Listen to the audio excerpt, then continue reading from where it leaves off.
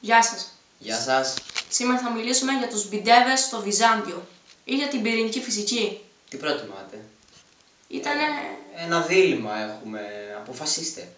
Βλάκα σας κάνουμε. Δεν ξέρουμε καν τι είναι η πυρηνική φυσική. Μάλλον ξέρουμε. Δεν ξέρουμε. Για το κοινό μας δεν ξέρουμε. Εμείς ξέρουμε όμως.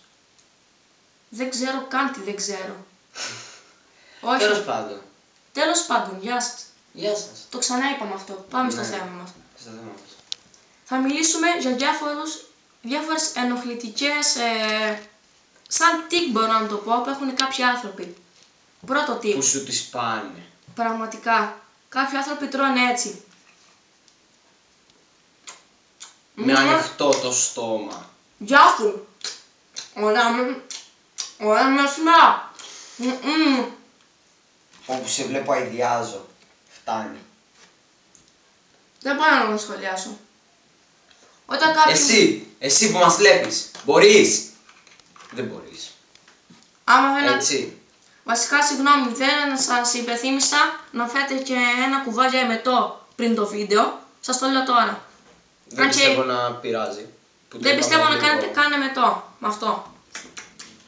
Άλλοι που πίνουν έτσι την πορτοκαλάδα. Λες και συνυφάρουνε. Sorry για τη λέξη. Δεν ξέρω καν τι σημαίνει τέτοια αυτή η λέξη. Μπορεί να είναι πυρηνική φυσική. Καλά δεν έχεις λεξιλόγιο. Όχι. Τέλος πάντων, δεν είναι αυτό. Έχω κολόνες. Έχω καπέλα. Τέλος πάντων. Πριν τελειώσουμε το βίντεο, θέλετε να πείτε τίποτα εσείς? Εσύ? Εσύ, μάλλον, κάμεραμαν, θέλεις να πεις τίποτα? Μάλλον το κόβουμε. Το κόβουμε? Ε. Δεν έχει... περιμένετε.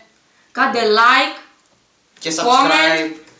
Επίσης, από το επόμενο επεισόδιο πρέπει να κάνετε comment για να ανεβάσουμε κι άλλο βίντεο με ερωτήσεις. Και subscribe. Γεια σας. Ναι, subscribe, δεν το ξεχνάμε αυτό. Γεια σας, τα λέμε.